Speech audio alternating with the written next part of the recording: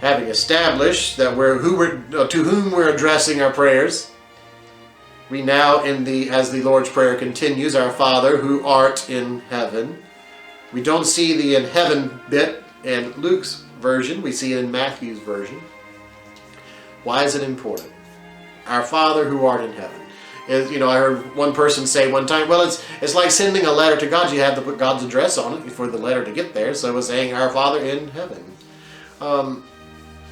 I think, and again, I'm hoping this prayer for us to be applicable to us in our particular current context. Our Father who art in heaven. I have to tread lightly on this one, because let me say what I want to say, and then we'll try to work out some of the edges. First off, that our God is not in this world. All right, now don't run away screaming. Hold and work with me here. Basically, what I mean by that is God is our God, the Father to whom we address the Lord's Prayer. And I'm going to use Father, I'm going to use that language because that's what we have received. And I'm going to just use that. If using a different word would work better for you, Father, Mother, then by all means, however you connect with that personal understanding of God, please do that. Our Father who art in heaven. What I mean by the fact that God is not in this world is probably better to put it this way. God is not of this world. This world did not create God. God's establishment, or words fail at this point, but the place wherein God dwells is not of this world. We often hear the phrase that we as Christians, we as the faithful are in the world but not of the world.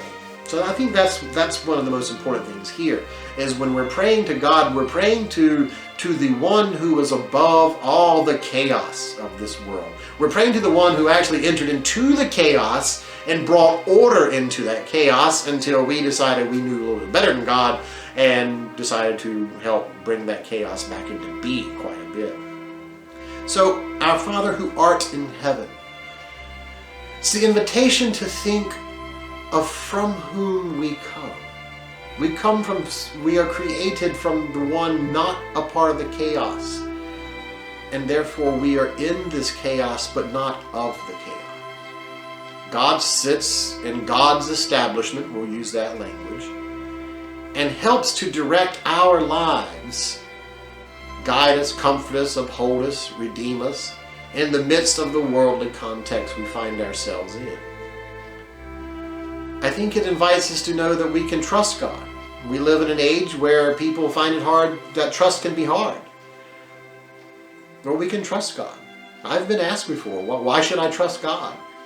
Well, at least, if nothing else, we can trust God because God is not a part of this chaos. Now, let me knock off an edge here.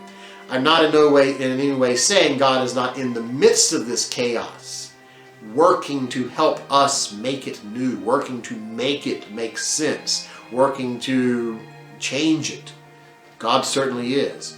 But God is not at the whims of the chaos. God is above that chaos.